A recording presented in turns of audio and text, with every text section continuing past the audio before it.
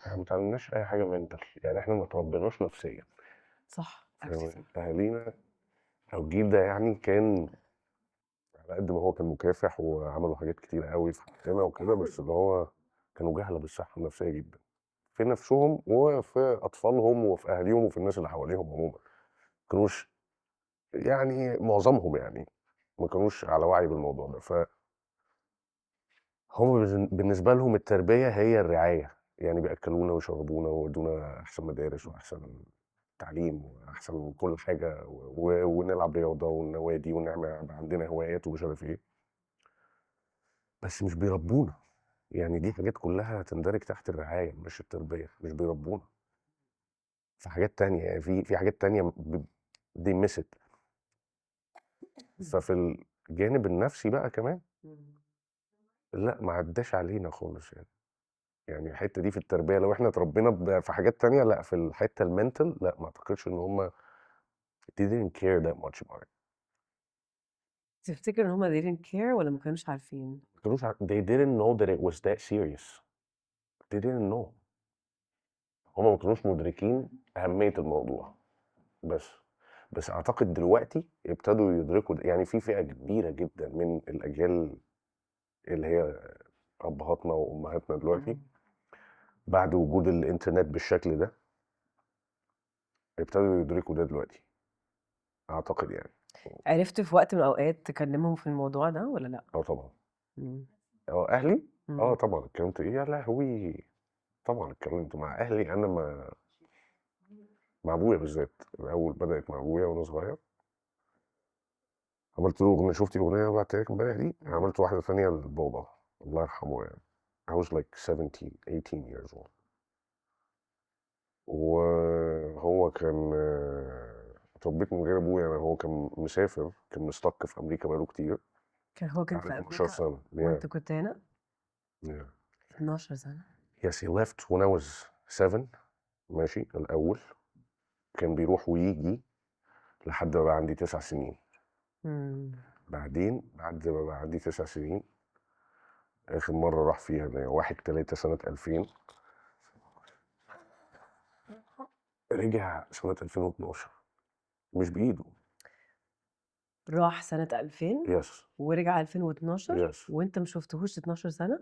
بس إحنا كنا على يعني إحنا هو موجود في الحياة. everything I used to wear هو كان بيبعتها. هو بيصرف علينا موجود على طول، وبعد كده الMSN والإنترنت والweb cam والكمبيوترز ومش عارف إيه، فهو كان موجود في حياتنا طول الوقت، بس أنت ما شُفتهوش. بس ما كانش كنت بييجي. ما كانش عارف ييجي. كانش بييجي ليه؟ زي المصريين كتير كسر فيزا ما عرفش ياخد ورق، أوكي. فاهماني؟ أوكي. he was an illegal immigrant لمدة 12 سنة. أوكي. وده أنا طبعًا كل ده أنا ما كنتش فاهمه، يعني من وأنا عندي 9 سنين لحد ما بقى عندي 20 سنة، سنة 2012 وما حدش شرح لكم أي حاجة؟ يعني ما حدش كان بيقول تفاصيل، وبعدين في النُص هو ووالدتي انفصلوا، تمام، وأنت عندك كام سنة؟ 14 تقريبًا. دي بقى ده كان موضوع بقى كبير جدًا، يعني دي كانت نقلة كبيرة في حياتي. لمّا أهلك انفصلوا عن بعض، ما حدش شرح لك أي حاجة أو كلمكم في الموضوع؟ كلمني طبعًا. كلمكم قالوا لكم إيه؟ ماشي، اللي هاقوله دلوقتي ده أنا ما أعرفش إيه اللي يعني we'll figure it out بس I'll tell you everything. اللي حصل أصلًا أبويا was very wealthy هنا في مصر، أوكي. تمام، وأهله they were really wealthy and everything. Then all of a sudden حصل drop جامد في العيلة سنة 96 إمم. ماشي. and then آآ أبويا حاول محاولات بائسة كده يعني he did his best ما عرفش، نصب عليه and then he was like fuck it أنا مسافر، أنا مش قاعد في البلد دي، تمام، سنة 98 سافر، كان أنا عندي 7 سنين، فهو سافر علشاننا عادي، بعدين فضل يروح وييجي أجازات لحد سنة 2000 بعدين ما عرفش ييجي تاني، أنت تمام، كان عندك كام علشان سنة، 9 سنين لمّا حصل كده؟ 2000 دي 9 سنين، تمام، ما عرفش ييجي تاني كسر فيزا وقاعد ومش عارف ايه يعني. هو المهم وبعد كده احداث سبتمبر 11 حصلت، الدنيا باظت خالص، الموضوع كان صعب جدا يعني. وهو كمان راح اتصدم انه هو عمره ما اشتغل عند حد، عمره ما اشتغل بايده، عمره ما ركب مواصلات، عمره ما بتاع يعني، كان برنس في مصر. فراح هناك اللي هو ايه ده، انا محتاج اشتغل. المهم صعب قوي عشان الناس ما بتبقاش متخيله قد يس ايه الموضوع بجد مجموع اه هناك بيبقى صعب انا جدا. لما رحت فهمت متاخر يعني. الناس فاكره ان انت هتلاقي جاروف في المطار هيسلمك جاروف وتلم الفلوس من على الارض اول ما توصل اي بلد بره مصر. ما علينا. صح. فما عرفش يجي، هي واز ستاك غصب عنه. تمام. امم. واحده واحده بعدها ب7 سنين تقريبا، لان هو لما انا وصلت بقى عندي 14 سنه. بس هو موجود في حياتنا يعني، هو طول الفتره دي ال 12 سنه هو موجود في حياتنا باستمرار. و- وعادي يعني لما بنغلط انا او اختي او حاجه، امي بتكلمه بتشتكي له فبيهزقنا ويدينا كلمتين يعني، بيبعت هدوم، بيبعت فلوس مصاريف يعني. هو معايا يعني، موجود في حياتنا طول الوقت. المهم دي كانت حاجه مخلياني انا مش عارف اشوفه وحش. بالعكس انا كنت بتمنى انه يبقى وحش عشان ما ازعلش انه مش موجود. بس انا عارف انه اب كويس، دي اللي كانت قاتله. النقطه دي كانت اكتر حاجه قاتله. انا عارف ابويا عامل ازاي كأب، فاللي هو مش عارف اكرهه، مش عارف اشوفه بشكل تاني يعني. المهم لما بقى عندي 14 سنه اكتشفنا ان بابا متجوز وعندي اخت اسمها ساره. I was like الله الله الله. تمام. المهم عرفت ازاي هم اللي عرفت somehow. وقالت لكم؟ هي ما كانتش محتاجه تقول، هو رد الفعل. يعني هي بصي she was never back the same again بعد الموضوع ده. ما رجعتش تمام. خالص. بقت احسن في حاجات كتير دلوقتي، خلاص الموضوع عدى عليه سنين قوي. بس هي دلوقتي بقت احسن في حاجات كتير، بس في حاجات تانية كتير اثرت عليها جامد no, جدا. she's never the same. انا عارف بقى ده، انا عارف ده كويس. هل اقدر الوم ابويا بعد انا دلوقتي؟ اقدر الومه او احس انه عمل حاجه غلط او بتاع؟ لا. كل الظروف دي اتفرضت عليه غصب عنه، وعلى امي غصب عنها. وهو لو ما كانش مستق هناك ما كانش هيعمل كده. هي دي حاجه ما كانتش في نيته اصلا، ما كانش بيساعدنا. ما علينا. فانا وقتها ما كنتش افهم كل ده خالص. مش فاهم بقى وازاي ما حدش فاهم حاجه. هو نفسه كان عنده صعوبه ان هو يفهمني، لانه انا مهما اقول لك انت مش هتفهم. لازم تيجي هنا، لما تيجي هتفهم حاجات كتير. وكمان عندك 14 سنه يعني. صعب قوي برضو. ووقتها كمان انا الطفل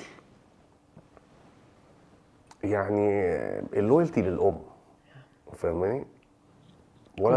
كلنا ولد او بنت دايما اللويالتي للام. صح. تمام. في الاول الا في حالات مختلفه يعني، بس ما علينا. فانا بالنسبه لي اللي هو انت دمرت الدنيا. تمام. حسيت بايه ساعتها ولا مش فاكر؟ حسيت ان انا دي اكتر حاجه انا مش عايزها في حياتي يعني. اصلا بص انا ما كنتش عارف افسر احساسي ساعتها، عمري ما فكرت انا كنت حاسس بايه ساعتها. لكن المشاعر اللي كانت عندي من وانا طفل ان انا ابويا مش موجود، فاللي هو في الفاذر انفلونس بشكل كبير جدا مش موجود في حياتي، مفتقده. بالذات ان انا كمان كنت اكتف جدا في المدرسه من ناحيه المسرح والرقص والبتاع. وكنت في حفلات المدرسه وفي اصول الثقافه ومش عارف ايه وبتاع. كنت بمثل عربي وانجلش وفرنش وبعمل بريك دانسينج وبعمل استعراضات وحاجات كده. فكان دايما بيأثر فيا مثلا ان انا امي هي اللي قاعده بتتفرج مش ابوي يعني. كل الناس بقى العيال اللي في سني بقى كله جاي اب وام اب وام أب. بس هي دايما امي بس.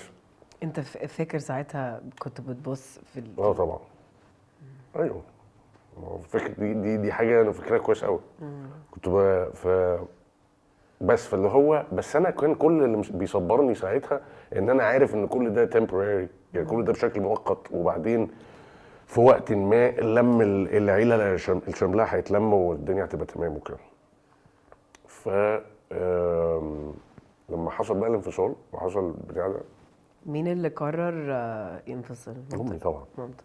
خلاص بقى هي ما يعني خلاص لا مش there's no way يعني. الموضوع انتهى معاها. لانه برضو يعني هي كان اول راجل في حياتها وتعرفه من وهي عندها 18 سنه مثلا، وهو كان الاب والاخ كل حاجة. والابن وكل حاجه، وانا قاعده هنا وبربي العيال وبقالي سنين محافظه على نفسي وعلى امل انه هنتلم تاني سواء هنا او هناك او ايا كان. وبعدين انت تعمل كده، يا ايا كان المبررات بقى، مش مهم من ناحيه من وجهه نظر الست، ايا كان المبررات انت صح غلط، الراجل هو اللي غلطان. تمام. بس ف فلا انا مش هكمل، انا مش هكمل، هي اختارت ان هي تختار. بس المهم، فدي كانت اكتر حاجه انا مش عايزها في حياتي حصلت. يعني ده كان بالنسبه لي كابوس حصل. اللي هو ابويا ما كانش موجود علشان هو مسافر دلوقتي، هو مش موجود عشان هو وامي منفصلين، فبقى خلاص تمام. المهم انا مش عارف انا كنت عامل ازاي قوي ساعتها، بس كان عندي عند جامد قوي ان انا مش عايز حد يبص لي نظره شفقه، مش عايز حد يبص لي بقى اللي هو يا عيني ده اتدمر. انا كنت شاطر جدا وكنت عيل يعني عيوشت بوليد شويه، كنت بتنمر بيتم التنمر عليا حبه بسبب ان انا ما عنديش انفلونس، انا ما عنديش معلومات، ما فيش ميل فيجر في حياتي قدامي فيزيكالي. تمام. فكان في حاجات كتير انا مش موجوده عندي، كنتش عارف انا يعني ما اعرفش ايه اللي خلاني كده، بس كان عندي عند ضد ان انا يتقال عليا بقى اللي هو يا عيني من ساعه ما ابوه وامه اتطلقوا خلاص بقى، ما اصله معذور، اصله مش عارف ايه، انا مش عايز كده، انا ما حدش هيبص لي كده خالص خالص. يعني وده مش هيحصل يعني انا مش هدي فرصه ان ده يتم يعني عادي. كنت حاسس إن أنت مش عايز تبقى ضعيف والّا كان السبب إيه؟ انا مش هخلي ده ياثر عليا، ماشي، مش هروح بقى اشرب مخدرات ولا هفشل في حياتي وفي الدراسه او في البتاع او في اي حاجه. يعني مش هفشل بشكل عام والناس تعلق شماعه الفشل دي، يعني تعلقوا على السبب بتاع الانفصال بتاع الاهل. مش عايز ابقى كده كمان، مش عايز انا كمان ابقى الضحيه، ابقى الفيكتيم واعيش بقى ان انا خلاص انا الفيكتيم بقى، ما هو انتوا اللي عملتوا، ما هو انتوا اللي سويتوا، ما انتوا اللي طب وانت، طب وانا ايه؟ انا ماليش دور انا في الحياه خالص، يعني انا الفيكتيم وما بعملش اي حاجه تفيدني. دلوقتي عارف إن أنت كنت بتفكّر كده والّا ساعتها أنت فاكر إن أنت كنت بتفكّر بالطريقة دي؟ لا انا ما كنتش بفكر انا دلوقتي مدرك الموضوع جدا، يعني كل اللي انا بقوله ده انا مدركه وواعي له، بس وقتها ما كنتش عارف قوي. كل اللي انا كنت عايزه ما حدش يبص لي بصه شفقه إمم. بس. أنت كنت الولد اللي معاهم في البيت، امم ساعتها لو أنت فاكر كان في لحظة حسّيت طَب أنا خلاص هابقى راجل البيت وأنا هاشيل المسؤولية وأنا بعد ما ابويا توفى بقى، فاست فورورد بعدين بعد ما توفى انا حسيت ده على طول ده بعد كام اوتوماتيك باي سنة؟ ديفولت. لا ده بعد سنين كتير، بعد سنين كتير. ابويا توفى 2016. إمم. فساعتها ما كنتش عايز حد يبُص لك البصّة دي، فقررت ما فيش حاجة تأثّر عليَّ اه مش انا هفضل هافشل، كويس، هفضل كويس بس. ما كنتش بتعيّط، ما كنتش لا طبعا كنت بموت كل يوم. لوحدك. محدش يعرف حاجه. وكنت ساكت كتير قوي قوي قوي قوي قوي، كنت باسكت كتير قوي، يعني كان ممكن اقعد وسط الناس كده وصحابي، يعني مش ناس غريبه ولا حاجه، صحابي وبتاع، بس ممكن اقعد 6 7 ساعات ساكت عادي إمم. لو ما حدش اتكلم معايا. يعني لو ما حدش اتكلم معايا انا مش I'm not gonna، يعني مش هفتح انا الكونفرزيشن. بس لو جيت اتكلمت معايا عادي، انا تمام. إمم. بس ففشلت في الدراسه شويه في ثانويه عامه، كنت كبرت شويه بقيت في ثانويه عامه، إمم. حلقت للتعليم وركزت في المزيكا. يعني كنت بنزل كل يوم كاني رايح المدرسه، بس انا ما بروحش المدرسه، انا بروح استوديو صغير بقى كده، احنا مأجرينه وانا وناس صحابي إيه اللي واروح هناك. خلّاك تلجأ للstudios والمزيكا عامةً، يعني كان في لحظة حسّيت إنه بتلاقي راحة نفسيًا في المزيكا والّا كان إيه اللي حصل، كان في حاجة إمم. معيّنة؟ الاول كنت باحبها بس، لان هو برضه يعني ابويا الله يرحمه كان بيجيب لي الديسك، يعني جاب لي الديسك مان ده وانا صغير، الووكمان CD، ده كان حوار اختراع أيوه. يعني. سنة 99 مثلًا حاجة زي كده، فاللي هو وجايب لي بقى CDs وبتاع وأغاني راب وهيب هوب كتير يعني. فالمهم هي علّقت معايا من ساعتها، لكن ما كنتش أنا لسه دخلت في المزيكا، يعني باسمع راب من ساعتها وباحبه جدًا. بعدين بقيت عايز أعمل راب وأنا عندي مثلًا 13، 14 سنة، في نفس الفترة اللي حصل فيها الانفصال بتاع أهلي وكده. بس عايز أعمل راب كده باحبه يعني، باحب وقفة المسرح وباحب الperformance مش عارف، فعايز أعمل راب باحبه يعني. بعدين واحدة، واحدة لمّا الكتابة عندي تطوّرت شوية، فلقيت إنه أنا لأ، ده أنا راب إيه، ده أنا هنا، ده أنا لقيت نفسي هنا. إمم. زي أنا عرفت، أصل أنا كان قبلها ما باعرفش أرُد على السؤال بتاع أنت عايز تبقى إيه ده، إمم. سؤال صعب جدًا يعني كان بالنسبة لي بصراحة، باكره السؤال ده. سؤال صعب أوي، أيوه. خصوصًا لمّا تبقى أنت أساسًا مشتت، يعني اللي هو وييجي مثلًا حد من أهلك يقول لك أنت نِفْسك تبقى إيه؟ والله حضرتك أنت ما اديتنيش أي guidance أيوه. ماشي، يعني أنا ما شُفتش guidance معيّن في حياتي عشان أعرف، ما حدش وجّهني في حتّة معيّنة، فأنا مش عارف، تمام؟ فوقتها أنا عرفت أنا عايز أبقى إيه. وطبعًا بقى ما كنتش مهتم بالتساؤلات بتاعة الفلوس، هاجيب فلوس إيه، هيقولوا لي إيه، هابقى يعني اللي هو المنظر العام بقى بتاع الناس بتفكّر إزاي وكده، أنا بس أنا عايز أعمل ده. ومامتك ما كانتش بتحط أي ضغط عليك تعمل أي حاجة تانية، لا، ما كانت كانش سايباك حد تعمل فارق معاه بقى أي حاجة خالص، كان كل واحد بقى في دنيا تانية، في ملكوت بيعالج نَفْسه، بيحاول يكتشف نَفْسه بقى هو بعد المصيبة اللي حصلت دي، تمام. فأنا قررت إن أنا تمام. كنت قريب من أختك ساعتها والّا لأ؟ لأ، أختي كان عندها 11 سَنة تقريبًا. إمم. ما هو دي بقى ده موضوع تاني بقى، أنا I just realized this، لسه واخد بالي من الموضوع ده يعني قريب الأيام دي، إنه إيه ده! أختي شافت كل اللي أنا شُفته، بس كانت طفلة بقى أوي، 11 سَنة، فاللي هو يا نهار أبيض! ما كنتش واخد بالي ساعتها. إمم. فمش يعني مش عارف، مش عارف عملت إيه عمركم ما اتكلمتوا في الموضوع؟ لأ، بس نِفْسي. اتكلّمنا في points معيّنة، إحنا بقينا قريبين أوي من بعد ما هي اتجوّزت وأنا اتجوّزت وبتاع وكده، إحنا بقينا بعد ما كبرنا بقينا أصحاب أوي، إمم. بعد ما أبويا اتوفّى تحديدًا برضه أكتر. بس واتكلّمنا في حاجات كتير أوي، في very deep conversations كده شبه دي، بس ما سألتهاش السؤال ده، اللي هو إمم. هو أنتِ إيه، عملتِ إيه، كنتِ حاسة بإيه، إمم. إيه اللي حصل، إزاي تخطّيتِ، اهم. مين من صحابِك عارف وكنتِ بتحكي له، إمم. كده يعني. كنتِ حاسة بإيه طبعًا، ما سألتهاش، إمم. ما سألتهاش، بس دايمًا بافكّر يعني. بس الحاجات دي كلّها بتيجي في وقتها لمّا إحنا بنكون جاهزين، يعني إمم، أنا كمان لمّا إحنا ال3 لمّا كبرنا بدأنا نتعرّف على بعض من أول وجديد، يعني حصل كذا موقف نتعرّف على نَفْسنا كمان. يعني حصل كذا موقف بعدنا عن بعض أوي، وبعدين يعني حسّيت إن أختي وحشتني، أخويا وحشني، وبعدين اكتشفنا ساعتها من سنتين مثلًا، إن إحنا محتاجين نبني علاقة من أول وجديد، بدأنا نتكلّم على كل حاجة مرّينا بيها في حياتنا، كل واحد حَس بإيه، وبعدين آآ we designed العلاقة من أول وجديد. أنا محتاجة منّك إيه، أنتِ محتاجة منّي إيه، طَب إحنا محتاجين إيه من بعض، وعايزين نبقى إزاي مع بعض من هنا ورايح. إمم، قبل كده كنا أي وقت يحصل خناقة أو نقفش أو حاجة، آمم، كل واحد بقى بالحاجات اللي إحنا اتعلمناها الغلط، ونلاقي نفسنا مثلًا قعدنا شهر ما نتكلمش، وبعدين لمّا نيجي نتكلم تاني بنتكلم عادي ولا أكن في حصل حاجة، بس الحاجات دي كلها عمّالة تتراكم فوق بعض، وبعدين اكتشفت إنه مش عشان إحنا إخوات معنى كده إن إحنا صحاب، محتاجين نتعلم إزاي نبني علاقة مع بعض مُريحة لينا كلّنا، بالضبط. ونعمل ده من أول وجديد، ولمّا عملنا كده الصراحة الحمد لله العلاقة بقت خطيرة، إمم، ومُريحة لينا كلّنا. جدًا. وهيبقى almost ما فيش خناقات أساسًا، آه. آه. خلاص. آه.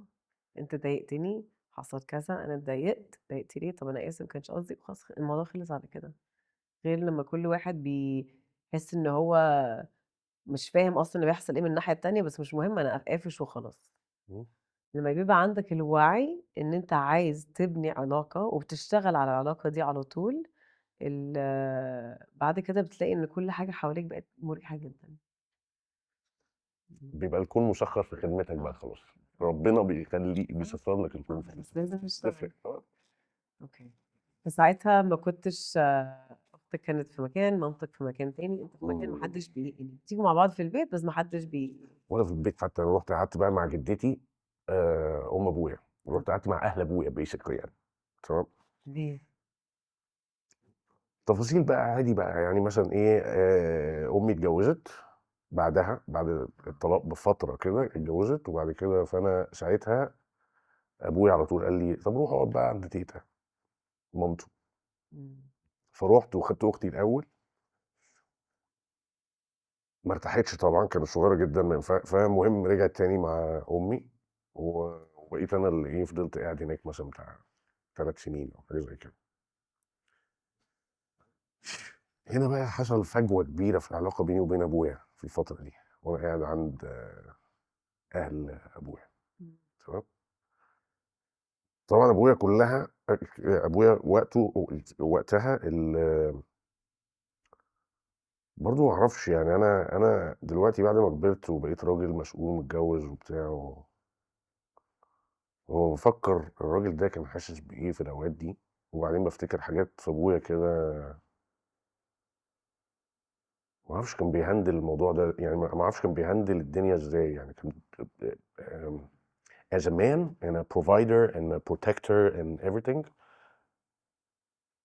انا مش عارف هو عمل ده ازاي، يعني مش عارف ازاي فضل مكمل كده صامد في اوقات معينه وتفاصيل معينه. المهم ايه الحاجات اللي بتحصل في حياتك انت بتخليك تفكر في باباك من الناحية دي، من الجانب ده؟ بص، ابويا مره قال لي كان عندي مثلا 21 سنه حاجه زي كده، وكنا بنتكلم انا بس قبل ما يعني اخش في الحته دي، ابويا اصبح ماي بيست فريند، يعني اصبح اكتر صديق ليا بعد بقى ما الدنيا اتظبطت وابتدى ينزل مصر في اخر 5 سنين من حياته. يعني وانس ان ابويا عمل ورق بقى ينزل مره واثنين وثلاثه في السنه. مم. تمام. مش قادر خلاص. تمام. فانا ما اعرفش نشأت على، هو كان راجل ذكي جدا وعرف ان هو يعني يعمل علاقه صداقه بيني وبينه، مش انا ما بشوفهاش بصراحه، ما بشوفش اي حد هو ابوه صحاب كده يعني زي ابويا. عارف يعمل كده ازاي وانت متضايق منه؟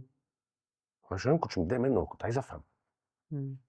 انا مش فاهم حاجات كتير عايز افهم بس. فهو جه فهمني كل حاجه، أنا. قال لي كل حاجه كل حاجه كل حاجه، ورد على كل اسئلتي. انا اي هاد كلوزر الحمد لله رب العالمين. الحمد لله. تمام. فهو ريحني يعني، جابني سكه.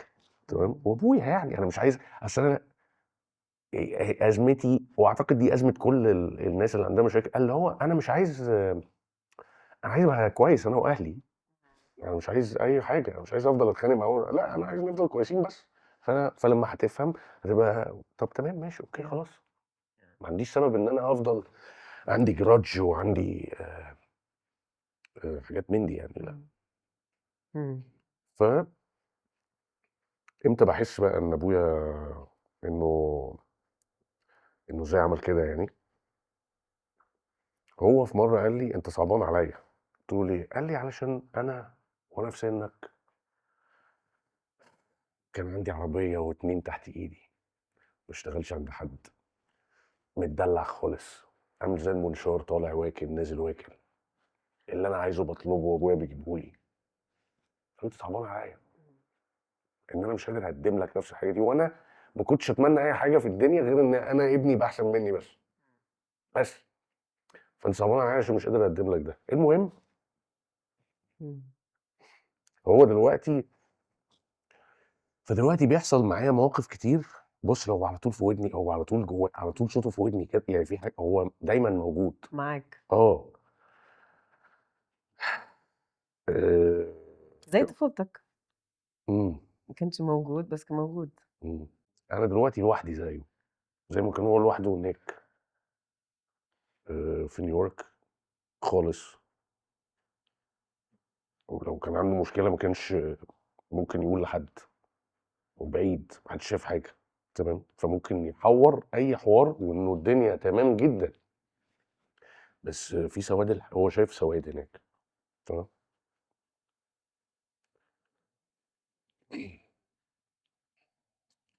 فبس ف أوقات كتير بيحصل لي حاجات كده، بس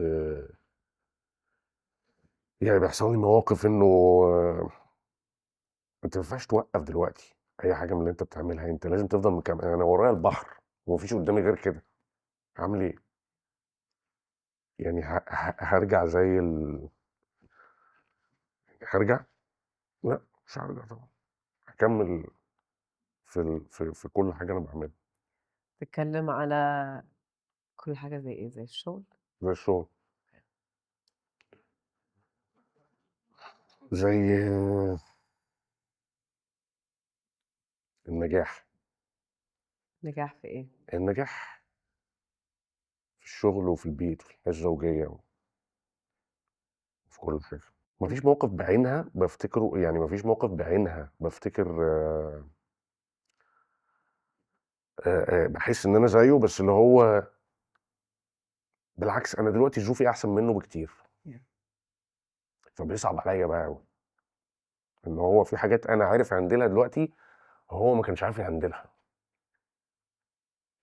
عشان برضه ما كانش في، أنا ثقّفت نفسي أكتر، وهو ما داقش الوفاة، هو ما داقش إحساس الفقد بتاع شخص، هو فقد حاجات مادية كلّها، إمم، لكن هو ما داقش إحساس الفقد إنه حد يموت، أبوه وأمه اتوفّوا بعده، إمم، هو اتوفّى الأول، هو ما داقش الإحساس ده، تمام؟ الإحساس ده مفيد جدًا على قد ما هو كاسر، على قد ما هو مفيد جدًا، إنه بيعلّمك حاجات ما فيش أي شيء تاني في الدنيا ممكن يعلّمك الحاجات اللي إحساس الفقد بت ب ب ب بيخلّيك تتعلّمها أو تكتسبها. بتعلمك إيه؟ بيعلّمك إنه life is not fair، وأنت مستحيل تاخد اللي أنت عايزه في الدنيا كلّه، لازم في حاجة بيعلّمك إن أنت مش هتتبسط 100% مهما حصل، ماشي؟ فلازم ترضى.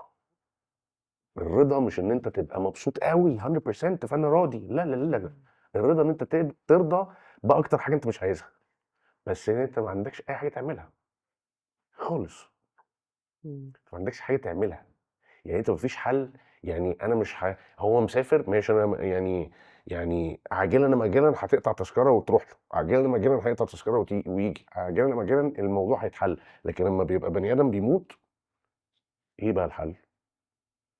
هتحله إزاي أنت؟ أنت لازم تتعامل.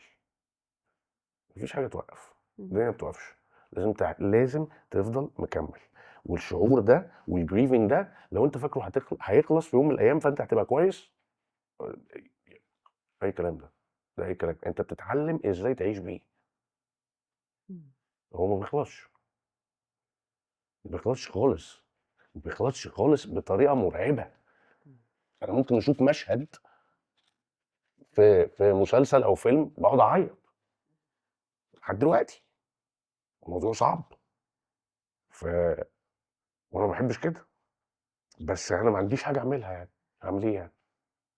هاعمل إيه؟ بس. فدي يعني أكتر حاجة اتعلمتها. أنت كنت بتقول إن أنت بعد ما اتجوزت بقيت متعاطف أوي مع باباك، عشان هو كان بيمُر بحاجات كتيرة أوي لوحده، إيه اللي بيحصل في حياتك وفي بيتك محسّسك إن أنت فاهم أوي اللي هو كان بيمُر بيه، والقرارات اللي هو كان مضطر ياخدها؟ إن أنا I have no backup whatsoever. I'm on my own. يعني ليه حاسس إنه you're on your own؟ I'm on my own because آآ أنا الراجل الوحيد في العيلة. آآ أنا الprovider الوحيد في العيلة. وبعد ما اتجوزت بقيت فاتح بيتين، في إمم، بيت أمي وبيتي.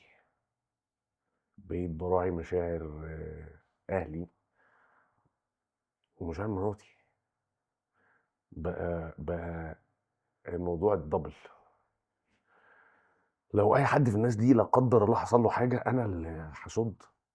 مش تاني ماديا ومعنويا و emotional support financial support، ايا كان ايه هو انا اللي موجود. مفيش غيري إمم. خالص. تمام.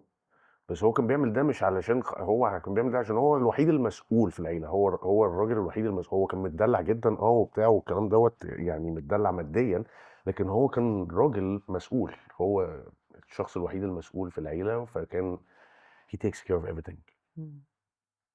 ومسؤول عن الكل يعني، حتى من وهو بعيد دماغه هي اللي بتحل كل حاجه. إمم. اي حد بيحصل له كارثه هنا في مصر بالتليفون، هو هتتحل بالطريقه دي، واحد اتنين تلاته بس. فانت بتاخد منه الكلام، ما بتفكرش فيه، بتروح تنفذ. خلص الموضوع. إمم. لو فكرت ممكن تبوظها، انت بقى ما تفكرش. يعني هو ده عارف هو بيقول ايه، شافها عربي وفرنجي يعني، فهو عارف he knows. إمم. ف... فانا فجأة لقيت نفسي كده، انه هو ده. يعني خلاص كده انا آه، مفيش غيري. مفيش غيري. مفيش عقلية غيري. بصي، الراجل والست مختلفين. إمم. الست غصب عنها شئنا ما بين، ودي مش عيوب في الراجل ودي مش عيوب في الست، دي حاجات ربنا خلقنا كده، هي ميكانيزم بيلت ان كده، ربنا بيخلق البني ادمين بيه. الست عاطفية جدا غصب عنها. الراجل عنده عاطفة طبعا، وعنده مشاعر وعنده كل حاجة، بس مش بتسوقه يعني عنده الكنترول. اوقات معينة بيعرف يكنترول انه لا، هنا ده العقل اللي لازم العقل المنطق بيقول واحد اتنين تلاتة. المنطق ده عند الست مهما كانت عاقلة وعندها خبرة في الحياة وهكذا، العاطفة تقدر تشتته، إمم. تشتت المنطق. عشان هي شايفة المنطق اهو، بس اللي هو انا مش هبقى مبسوطة، مش هبقى مرتاحة، فبتروح للعاطفة، فالدنيا بتبوظ. إمم. تمام. عشان كده في المجتمع الإسلامي ما ينفعش تبقى ست هي القاضي في المحكمة. إمم. تمام. لأنه هي غصب عنها ممكن يصعب قدامها القاتل، يصعب عليها القاتل، او يصعب عليها الجاني، إمم. بسبب المحامي الشاطر اللي بيحور الدنيا والظروف واللي لعب على العاطفه بتاعتها. فده طبيعي. إمم. فانا يعني أنت حاسس إن أنت واخد المسؤولية دي هو ما في حاجات ما حدش هيشوفها غيري، وما حدش هيقول كده غيري، وما حدش هيتصرف كده غيري، وما حدش هيقرر كده غيري، لان انا شايف المصلحه العامه تقتضي ايه. ليه؟ عشان لو اي حد فيكم لبس، انا اللي هحاسب. طب دي مسؤولية أنت حاسس إن أنت اضطريت تاخدها والّا مسؤولية أنت حاببها؟ حاببها ومش حاببها دي مش فارقه معايا. اللي يفرق معايا ان انا ربنا بيقدرني ان انا اعملها. دي حاجه بسيطه، ان انا ربنا مخليني قادر اعمل كده. يعني حتى لو بغلط في اوقات وباخد قرارات غلط وبتاع وكل حاجه، بس بتعلم ستيل. انا مكمل في الموضوع ده. هو انا طبعا انا طبعا ما حدش بيحب المسؤوليه، يعني ما حدش بيروح يقول الله مسؤوليه تعالى بالحضن. لا لا لا كلنا بنضطر، احنا بنلبس، بنتحط كده، امر واقع. ففي ناس بتهرب، في ناس بتهرب كتير، إمم. وانا هربت كتير. وانت دايما بتبقى عايز تهرب، بس إمتى بطّلت تهرب؟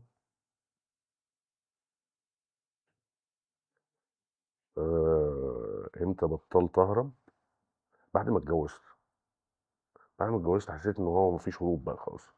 اللي عليا هيفضل عليا، لو ما عملتوش ولا واجهته النهارده هواجهه بكره، هواجهه بعده. فمفيش داعي ان انا اجله، إمم. ايا كان هو ايه. أنت قبل ما اتجوزت كنت في قمة نجاحك في امم. الشغل صح؟ في شغلك، وبعدين جالك فترة اختفيت، امم. إيه اللي اتغيّر أو إيه اللي حصل في مشوارك للجواز؟ باباك كان عايش ساعتها والّا لا لأ؟ لا لا، أنا اتجوزت. انا ما كملتش 3 سنين متجوز. باباك توفى إمتى؟ 2016. أوكي. بعد ما اتجوزت حسيت ان انا وصلت اول حاجه يعني حسيت ان انا وصلت للكومفورت زون، او حسيت ان انا آه، I made it في شغلك. في كل حاجه. انا عرفت ان انا اعمل المعادله يعني عرفت ان انا في شغلي خلاص انا I made it خلاص. أوكي. بدليل ان انا عرفت اتجوز من شغلي ده، مش من اي شيء تاني، من غير ما حد يحط ايده في جيبه ويديني جنيه. انا ربنا كرمني عرفت اعملها مع نفسي. تمام. من اللي انا بحبه، يعني انا عملت كل اللي انا عايزه في الدنيا. حسيت ان انا اخدت كل اللي انا عايزه في الدنيا خلاص. كل حاجه كنت بحلم بيها وانا صغير وبفانتسايز اباوت وانا صغير حصلت. ربنا اداني كل اللي انا عايزه، الحمد لله رب العالمين. تمام. حسيت إن أنت عملت كل الcheck boxes بالظبط، كل حاجه انا عملت كل اللي انا كل عايزه. حاجة المفروض تعملها؟ تمام. فهي الحاجه الوحيده اللي كانت ناقصه ساعتها، بس انا مش عايز بقى افكر ومش عايز اتطرق ليها وقتها او اللي هو مش هخليها تاثر عليا، انه ابويا مش موجود ما شافش ده. تمام. يعني هو ابويا ما شافنيش ات ماي بيك، ما شافنيش. مش م... م... كان هو موجود وأنت لمّا بتبدأ؟ اه كان موجود. اه كان بيشجعك؟ جدا. اهم. آه، اهم. هرد على سؤالك وبعدين هنرجع لموضوع ابويا وعلاقته بالكارير بتاعي، أوكي. عشان ده فيلم هندي تاني. أوكي. مم. فالمهم لما اتجوزت آه، حسيت حسيت ان انا هديت شويه. مفيش داعي ان انا افضل عافر. آه، كمان ات ماي بيك، فبقيت اللي هو ايه، الناس بترد على التليفون خلاص، مش محتاج تعمل حاجه، مش محتاج. هو الشغل هيجي لك حد عندك وانت مستقر، وهتروح تخرج بره البيت تخلص الشغلانه وتاخد بعضك وترجع وبتاع. ما اعرفش، واحده واحده بقيت حسيت ان انا بعمل كل حاجه من غير روح. وبعدين ابتديت كنت مركز قوي ان انا ابقى زوج صالح. تمام. او ابقى زوج اكتر من ان انا آه، ابقى بني ادم. دي اترجمت لإيه في حياتك؟ اترجمت ان انا ما ركزتش في نفسي خالص خالص بعد الجواز. إمم. فضلت مركز قد ايه انا لازم ابقى زوج. ما هي دي بقى تروما، ده بقى اللي انا اكتشفته بعدين، إمم. انه انا دي تروما. بمعنى؟ وبمعنى ان انا من وانا صغير امي برضو طبعا ست، هي اتجوزت وهي صغيره، فكنت بشوفها دايما من بعد ما ابويا سافر ان هي برضو بيجي لها. طبعا بقى انا مش فاهم اي حاجه، 7 8 9 سنين 10 سنين، ده برضو انا لسه مش بس اللي هو بشوف في انا دلوقتي فاهم انه دي كانت بانيك اتاكس. ده كان نوبات خوف وهلع، دي كانت سيفير انزايتي. دي كانت صغيره في السن، اصغر مني دلوقتي واصغر من مراتي دلوقتي، وعندها ولد وبنت، جوزها مسافر، وانا مش عارف اعمل ايه. هو انا اروح فين واجي منين؟ هو ايه ده؟ ومع نفسها خالص، وهي كنت اب وام. كنتوا أنتم بتشوفوا الpanic attacks دي؟ احيانا كتير. انا كمان كتير كنت بشوف. ورد فعلها بعد ما عرفت ان ابويا متجوز وانفصلت ومش عارف ايه وبتاع، انا عرفت ده بيعمل ايه في الست. يعني عرفت الموضوع ده بيعمل فيها ايه يعني. وبعدين بقى في احاديث عن الرسول صلى الله عليه وسلم زمان، وفي حاجات بقى بتتحكي انه مثلا او حد من الصحابه، انا مش فاكر بالظبط الموضوع، بس هي في قصه انه حد راح للرسول صلى الله عليه وسلم او حد من الصحابه وبيقول له الحق فلانه ابوها توفى، فهترمي نفسها، هتموت نفسها. قال لهم إمم. سيبوها، مش هتهون عليها نفسها. فبعدها بفتره او في توقيت تاني الحق فلانه اخوها توفى. تمام. عايزه تموت نفسها، سيبوها مش هتهون عليها نفسها. اخر مره الحق فلانه جوزها اتجوز عليها هتموت نفسها، الحقوها علشان هتهون عليها نفسها. قال لهم كده. فدي تاثيرها على الست مختلف خالص عن اي حاجه تانية في الدنيا، مختلف عن اي حاجه تانية بتشوفها. بس فبقيت انا subconsciously انا مش عايز اكرر غلطه ابويا دي، خصوصا بعد الكونفرزيشنز والكلام اللي قلناه انا وهو والاحداث اللي دار، اللي هو بتاع لا انا عايزك احسن مني، انا عايزك تتجوز مره واحده، ما تتجوزش تاني، مالكش دعوه بيا انا عملت ايه بتاع. هو كان حريص جدا ما تاخدش مني اي غلطات انا عملتها. انا عملت غلط ومدرك وبقول لك انا عملت واحد اتنين تلاته، ده كان غلط، ما تعملش بقى ده. ليه؟ علشان انا الغلط ده حصل معايا واحد واثنين وثلاثه واربعه، انت عايز يحصل معاك كده؟ انا عايزك احسن مني بس. فبقى عندي حاجات كده اللي هو انا مش عايز اعمل كده، وطبعا دي امي وده مش عارف ايه. فانا اللي هو انت عارفه انا ابتديت احس، بس انا ما كنتش مدرك وقتها، ابتديت انا احس ان انا عايز اعوض، او اللي هو انا عندي فرصه اعمل اللي ما اتعملش مع امي. وده كان غلط طبعا إمم. في حق نفسي انا قبل اي حاجه، بس ان هو انا ادركت ان انا بعمل كده، انا هو ده اللي انا كنت بعمله. تمام. لغيت كل حاجه تانية تخصني انا. تمام. كنت بتعمل أي حاجة هي محتاجاها، بس ما بتعملش أي حاجة لنفسك، امم وكنت شايف إن دورك معاها كان المفروض يبقى إيه؟ اللي انا عملته ولا انا كان المفروض اعمل ايه؟ لأ، اللي أنت عملته. اللي انا عملته وقتها انه بُصّي، برضه أنا مراتي إحنا ظروفنا مختلفة أوي، ما هو برضه أنا ما ينفع، أنا عندي تفاصيل غريبة في حياتي وظروف غريبة، ما ينفعش أروح end up أتجوّز واحدة عادية، لأ برضه لازم يبقى في كعبلة، لازم يبقى في كعبلة، ده طبيعي وأنا مبسوط بالموضوع ده خلّي بالِك يعني، لإنه الحمد لله على كل حاجة. يعني أنا لو كان معايا بنت عادية كنت هيبقى حياة مملة جدًا، بس هي كمان عندها traumas كتير وعندها مشاكل إمم. مع الأهل وعندها كذا، كذا، كذا، كذا، فإحنا تلاقينا في الحتّة دي. وفي حاجات طبعًا أنا بقيت شايفها بقى، أنا بقيت شايف إنه أنا شايف أفعال معيّنة وتصرفات معيّنة، أنا شايف دي جاية منين، أنا شايف دي جاية منين. تمام. وما ينفعش أقول، ما ينفعش أتكلّم، في حاجات ما ينفعش you cannot tackle it. أنا كمان إمم. أسلوبي مش حلو، أنا أسلوبي يعني وِحِش، إمم. ما اتعلّمتش برضه إن أنا أقول الحاجة بأسلوب كويس ولطيف وبتاع، وإن أنا أقولها بالطريقة وكده، فاللي هو باخاف أجرح اللي قدّامي، فما فبالذات أنا مراتي أنا مش عايز أجرحها، بتقولش حاجة. فمش باقول حاجة. إمم. فالدنيا بتبوظ أوي، إمم.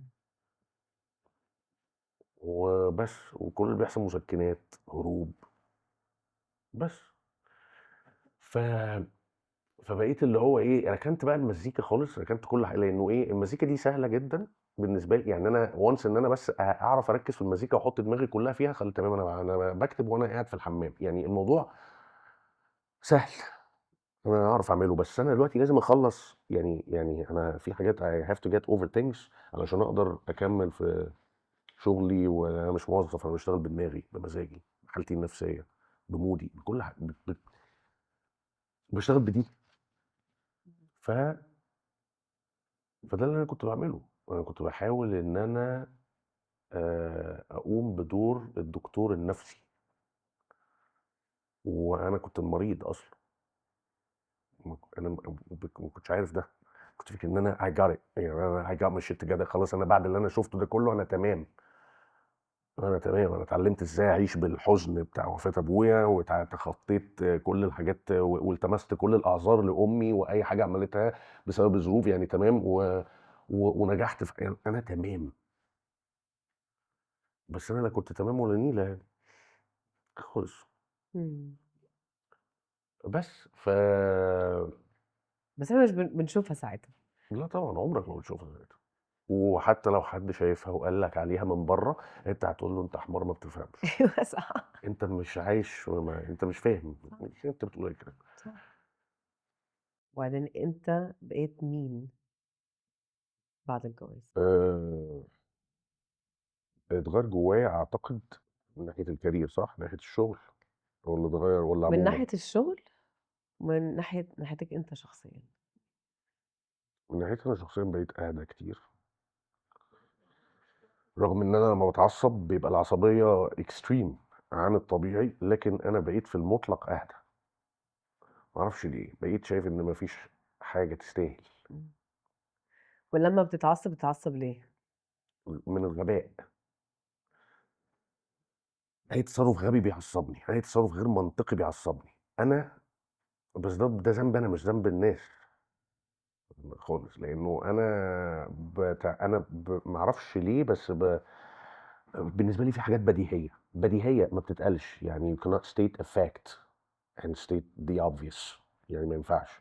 فأنت أمّا بتلاقي واحد تاني اللي هو اللي بديهي بالنسبة لك ده، بالنسبة له هو مش شايفه أصلًا، أنت لازم تفهمه له، فده غباء، يعني مش معقولة أنت مش شايف الحاجة وهي قدامك، ده بديهية، ده الموضوع بديهي، ده انا لو قلته يبقى عيب يعني لان معناها ان انت غبي إمم، لو انا قلت ده. إمم، تمام، بس ستيل الشخص اللي انا بقول عليه غبي ده او مش شايف البديهي ده هو مش جوه دماغي برضه.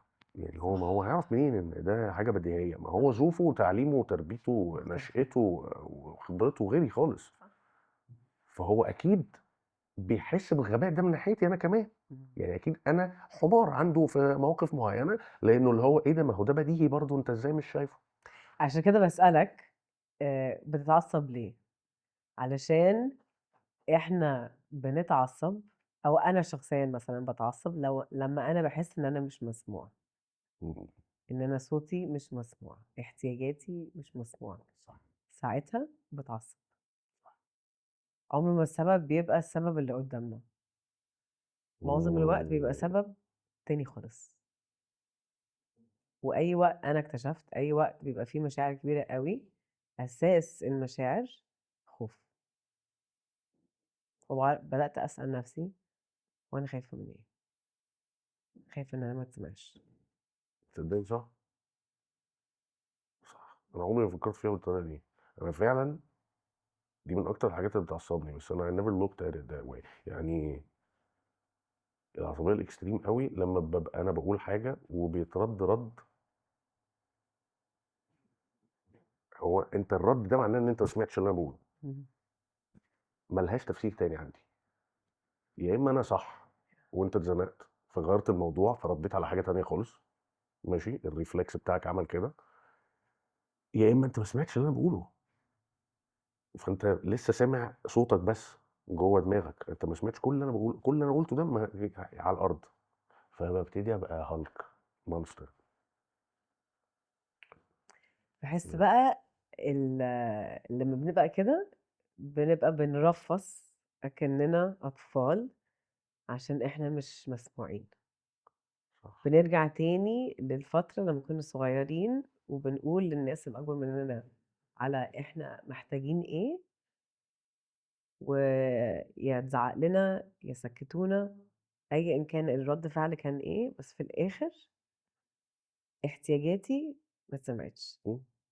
عشان اتعلمت برضه إنه أي وقت بيبقى فيه مشاعر كبيرة أوي جوايا وأنا مش قادرة أتحكم في رد فعلي، معظم الوقت ده بيبقى يعني أساس المشكلة بتبقى أنا خايفة من حاجة، ومعظم الوقت أنا خايفة إن أنا ما اتسمعش، أنا باقول لكم أنا محتاجة حاجة وما حدش سامعني، يبقى أنا مش موجودة، ليه أنا مش موجودة؟ مم. ده اللي خلاني اسكت كتير.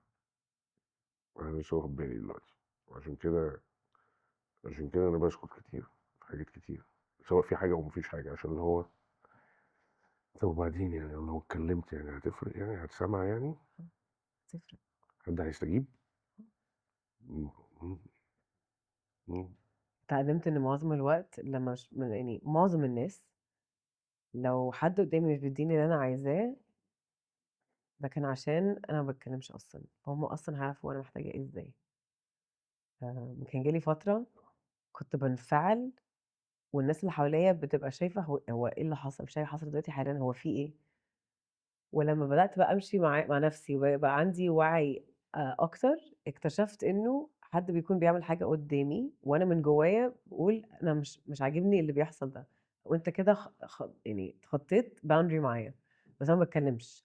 مم. عملتها مرة، 2، 3 بانفعل، أنا من جوايا رد فعل طبيعي، أنا استحملت كتير، بس الناس اللي برايا مش فاهمين اللي حصل عشان ما قُلتش أي حاجة مش وفجأة عارفين ان انت استحملتي اصلا، وهم شايفينك مجنونه دلوقتي انفجرتي فجاه. إمم، فاضطريت آخُد المسؤولية، أنا كنت السبب، لمّا بدأت أفتح بُقّي وأتكلّم بطريقة لذيذة مش لازم بخناقة ومش لازم بقِلّة أدب، عشان بدأت بكده الأول ما هو ده، ما عشان كنت كلنا بنبدا باتعلّم كده. إزاي أتكلّم اه بالظبط، ما هي برضو ده موضوع مرهق على فكره. عشان ما حدّش فينا اتعلّم إزاي ده مرهق، نتكلّم، يعني نتكلّم انا دي بطريقة مشكلتي. إيجابية مش طريقة هي طريقة بنّاءة مش طريقة هدّامة، يعني أنا مش برضه مش عشان أنا مجروحة لازم أجرح الناس اللي قدّامي، لو أنا مجروحة ممكن أقول أنا مجروحة. مش لازم حتى أقول أنت جرحتني، مهم. أقول أنا اتجرحت، واتجرحت بسبب 1، 2، 3 بالضبط. عشان برضه اكتشفت برضه بالذات في الجواز أول ما تقول لحد أنتِ اللي عملتِ لي كذا أو أنت اللي عملت كذا، الشخص اللي قدامك هيحط حيطة ومش هيسمع أي حاجة بعد النقطة دي. آه. فاكتشفت إنه لمّا نبدأ بس نعبّر عن اللي بيحصل جوانا، الشخص اللي قدامنا هيفهمنا أكتر، ولو إحنا بجد بنحب بعض سواء بقى صحابي، أهلي، جوزي، بجد لو بنحب بعض هنبقى عايزين نريّح بعض. بس الانفعال ده بييجي من إن أنت ما الطفل اللي بتتكلمش أصلًا. والطفل اللي جوانا اللي محتاج يتسمع وما حدش سمعه، بالضبط. بالضبط. حاسس يعني حاسس أحاسيس كتيرة جدًا ومش عارف يعبّر عن نفسه وما حدش حاسس بيه ومحتاج يتسمع. وبيعاملوه كإنه طفل ما فيش حاجة، معلش يا حبيبي يعني أنت ما حدش واخده على محمل الجد. صح. فلمّا بنتجوّز ونخش جواز ونلاقي نفسنا في الموقف ده نبدأ نرفّص. بس الموضوع يعني بنقعد ساكتين، ساكتين، ساكتين لحد ما في الآخر يحصل انفعال إمم. يبوّظ الدنيا. الدنيا بتبوظ خالص بقى. إمم. وصلت أنت للمرحلة دي؟ آه طبعًا وصلت للمرحلة دي. بس الحمد لله إحنا كنا ضد إن الدنيا تبوظ خالص. ضد إن الدنيا تبوظ خالص. ما أعرفش ليه. إحنا كنا ضد إن الدنيا تبوظ خالص. مع إن كان سهل أسهل حاجة إن بوّظها. بس إحنا يعني إحنا الاتنين كنا ضد ده، ولحد دلوقتي مش عارف ليه. بس لمّا ده حصل بدأتِ تعملوا إيه؟ إيه اللي اختلف؟ أو إيه اللي اتغيّر في علاقتكم ببعض؟ ابتدت تراعي مشاعري. أنت اتغيّرت إيه اللي اتغيّر جواك إمم. تجاهها أو في طريقتك معاها، فخلّتها هي تراعي مشاعرك؟ اتكلمت. اتكلمت. اتكلمت وقُلت. أنا مش الشخص اللي باعمل حاجة حلوة لحد وأقول له أنا عملت. ماشي؟ لإن أنا باشوف إن ده أنت كده بتعايره. أنا عملت لك كذا وعملت علشانك كذا، عملت كذا، كذا، كذا. بس لو اللي أنت بتعمله مش متشاف ومش متقدّر، لازم تقول أنا باعمل 1، 2، 3. صح. تمام؟ وأنا جاي على نفسي في 1، 2، 3 وأنا بيحصل 1، 2، 3 وأنا مش مبسوط علشان 1، 2، 3. فأنا ابتديت أتكلم. أنا شخص عايش لوحدي وباخرج من بيت أهلي من وأنا عندي 18 سنة باروح أعيش لوحدي. تمام؟ فدي أزمة تانية إن أنا عندي إن أنا باحب الخلوة جدًا، يعني باحب إن أنا أقعد مع نفسي. تمام؟ وباحب إن أنا أقعد أحلِّل كل حاجة كده في دماغي وأقعد أراجع نفسي وكده يعني. فالمهم دي أنا أصبحت مفتقدها بعد الجواز. ما عنديش ده. تمام؟ ليه ما عندكش ده؟ because برضه إحنا مش فاهمين. أنا ما كنتش عارف إن أنا محتاج ده. ده رقم 1 أنا مش أوكي. عارف. أوكي. ماشي؟ وهي مش فاهمة برضه طبعًا إنه يعني هي فاهمة إذًا لو أنت محتاج ده يبقى إذًا ده في حاجة. إمم. أنا كمان كنت فاكر كده. إمم. ما إحنا برضه ما حدش قال لنا الجواز ده عامل إزاي، ما إحنا ما اتعلمناش، ما صح. قالولناش حاجة. صح. يعني ما حدش جابني كده زي في المسلسلات العربي زمان. الراجل قبل ما يتجوز كده بييجي أمه أو أبوه يمسكوا بُص يا ابني الجواز 1، 2، 3 اعمل كذا ما تعملش كذا، حافظ مش عارف إيه. بتيجي الأم برضه بتمسك البنت بُص يا بنتي الجواز وحاجة تانية إحنا ما حدش عمل معانا كده خالص. إحنا صح. ماشي البسوا يا جماعة اتفضلوا. ما أعرفش بس إحنا من الواضح إن إحنا بنحب بعض جدًا، لإنه لو ما فيش السبب ده إحنا كان زماننا ريّحنا دماغنا. فاهمة؟ بس إحنا واللي هو أنا مش بني آدم وِحِش وأنتِ مش بني آدمة وِحشة. تمام؟ بس أنا عندي مشاكل وأنتِ عندِك مشاكل بس إحنا مش وِحشين. تمام؟ لو إحنا بنأذي بعض، إحنا بنأذي بعض وإحنا مش عارفين ده ومش مُدركين ده. بس هل إحنا عايزين ده؟ يعني لو once إن أنت بتُدرك إيه ده، إيه ده، إيه ده، إيه ده، أنا ما كنتش قصدي، أنا ما أعرفش إن ده بيأذيكِ أو اللي هو إيه ده، ده بيأذيكِ، أنا ما أعر أنا لأ، يعني مش ده هدفي. فبتبدأ الدنيا اللي هو أنت لمّا بتشوف رَد الفعل ده وتلاقي طب ما أنا حمار أنا ما اتكلمتش ليه صحيح؟ ما هي إمم. يعني ما هو. أول مرّة اتكلمت آه. حصل إيه؟ ليه؟ لإن أنا أسلوبي ات صعب. أنا أسلوبي صعب وصوتي صعب وألفاظي صعبة. تمام؟ لحد دلوقتي والّا لأ؟ لحد دلوقتي طبعًا بس يعني مش بنفس الوحاشة يعني. مش بنفس الوحاشة. هل أنت حاسس إنه محتاج تدوّر على طريقة تخلّي أسلوبك أحسن؟ آه، طبعًا. بس أنا بقى المزيكا هي اللي بتخلّي كل حاجة أحسن في حياتي. إمم. إن أنا أعمل أغنية تجرّد من يعني وأنا باعمل الأغنية دي أبقى أنا قالع العباية بتاعة شاهين الرابر ده اللي عنده شوية followers بيحبوه، وقالع العباية بتاعة الجمهور والفن وأرضي الذوق، ولمّا باقلع كل التفاصيل دي والقيود دي وأعمل أغنية، الأغنية دي بتاعتي. الأغنية دي مش عشان الentertainment، ماشي، أنا مش جاي هنا أسلّي سعادتك، تمام، الأغنية دي أنا باعملها لنفسي، ماشي، جزء من علاجي لنفسي، تمام،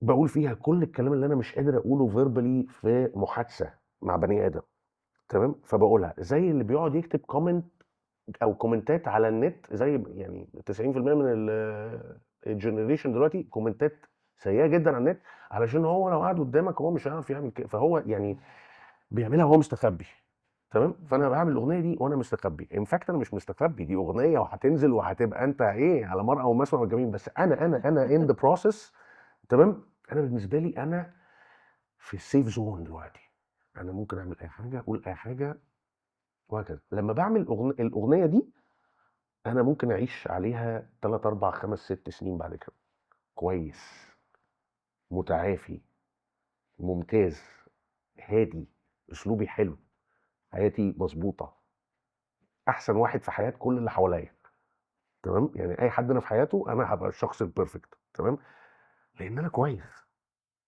أنا كويس، طول ما أنا كويس أنا تمام، إمم. لو أنا مش كويس في دمار شامل على أي حد في الدايرة القريبة مني، بيشتغل معايا أو حد من أهلي، مراتي، صحابي، يعني أنا بابقى لعنة، ودي حاجة ما كنتش عارفها خالص، وأبويا كان زمان الله يرحمه دايمًا يقول لي: "أنت بُص نَفْسك الأول، أنت تمام، لازم تبقى أنت تمام الأول، أنت إمم. الأول."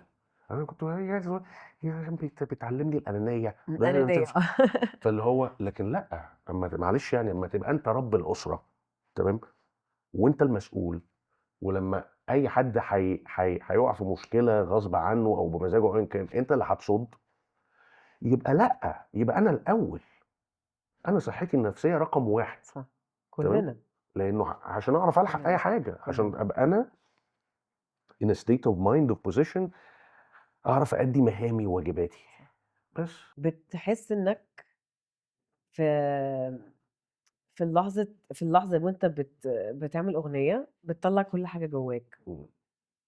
بس ليه حاسس إنك محتاج تستنى من أغنية لأغنية عشان تعمل كده؟ علشان أنا مش دايمًا باعيش في الحالة اللي هي إن أنا I'm down خالص كده ومحتاج أكتب أغنية to open up. بتعرف تopen up برّه الفقرة اللي بتعمل فيها أغنية والّا لأ؟ باتعلّم أعمل كده مؤخرًا باعمل كده. وأحيانًا بيبقى الموضوع مش مستاهل إن أنا open up، يعني مش critical إن أنا أتكلّم عنه في أغنية، مش مأزّمني للدرجة دي، عادي دلوقتي، يعني، آه، عشان بدأت تتكلم. بالضبط، إمم. المشكلة إنه لمّا بنقعد كاتمين جوّه، في الآخر لازم يعني إحنا كبني آدمين لازم نطلّع حاجة اللي جوانا، عشان نحس إن إحنا عارفين نتنفّس. بالضبط، فلمّا بنعملها باستمرار كل يوم، عمرنا ما هنيجي لمرحلة نحس إن إحنا خلاص هننفجر ومحتاجين نطلّعها عشان جالي اكتئاب أو حالتي النفسية اتدمّرت أو حاسين إن إحنا بييجي لنا anxiety. لمّا بنتعلم إزاي نعمل كده كل يوم، عمرنا أصلًا ما هنوصل للمرحلة دي، عشان إحنا بنطلّع كل يوم، بالضبط. وبنطلّع بطريقة لذيذة وإيجابية، وبعدين بتساعد أوي الصراحة برضه لمّا بتطلّع والشخص اللي قدّامك بيستجيب وبيساعدك، بيدّيك اللي أنت محتاجه. بس هي بدأت منين؟ هي بدأت من لمّا إنه أبويا مش موجود وأنا صغير، وأنا نِفْسي أقول له حاجات كتير أوي مش عارف أقولها، فاتعوّدت إن أنا مش يعني ما أعرفش، يعني كبرت معايا غصب عني، تمام، إيه اللي حصل في الفترة دي، أنا علاقتي بأبويا اتصلّحت إزاي في فترة من الفترات قبل ما يرجع، إنه أنا عملت أغنية اسمها أنا مسامحك، سنة 2008، 2009 حاجة إمم. كده يعني، وقلت له فيها كل حاجه انا عايز اقولها له. ولما سمعها هو انا مفيش حاجه فيها اتغيرت بعد ما سمعها، وكل اللي اتغير فيها بسببه هو اللي ساعد في كده. بس هو نظرته ليا اتغيرت، الطريقه اللي بيشوفني بيها اتغيرت. فهم كل يعني اللي هو ايه ده، انت كبرت، انت كبرت، انت كبرت قوي. انا ما اعرفش ان كل ده جواك، انا فاكرك لسه عيل صغير. إمم. ف- قلبت علاقتنا 180 درجه الاغنيه دي. هي السبب الرئيسي ان احنا، مش ان هو ورقه خلص وبقت ظروفه احسن فعرف يروح ويجي ونزل اجازه، لا لا لا لا، هي الاغنيه دي هو اتغير من قبل ما يجي، لان هو شافني. يعني الاغنيه دي خليته يشوفني من غير ما يجي. إمم. فادرك انه لا، ما ينفعش، يعني لازم بقى ايه، ده في كوارث هو لازم يعالجها ولازم يشتغل عليها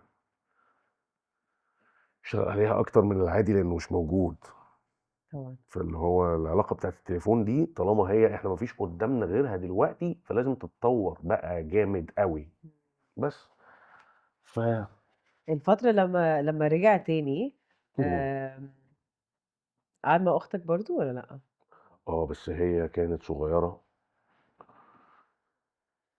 طبعا قعد معاها وحاول يتكلم معاها كتير، بس هي كانت لسه عندها جراج من ناحيته يعني كانت لسه برضو ايه، مش فاهمه حاجات كتير، ما هي برضو مش راجل. والولاء للام ستيل. فاللي هو أنا مش هلتمس لك انا اعذار، انا مش عايز افهم حاجه. أوكي. تمام، ولسه يعني لحد دلوقتي. كان عندها تقريبا 17 سنه او حاجه زي كده، فاللي هو مش فاهمه. بس دلوقتي آه، كان نفسي اقابلها وهي في الشخصيه بتاعت دلوقتي. إمم. كانت هتلغيني، كانت هتبقى هي his favorite. إمم. تمام؟ الشخصيه بتاعت دلوقتي ما شاء الله يعني. إمم. آه، كنت بتقول لي إن باباك كان عنده تأثير كبير أوي عليك مم. في المزيكا. علشان برضو هو كان فاكر ان انا بعمل ده هوايه.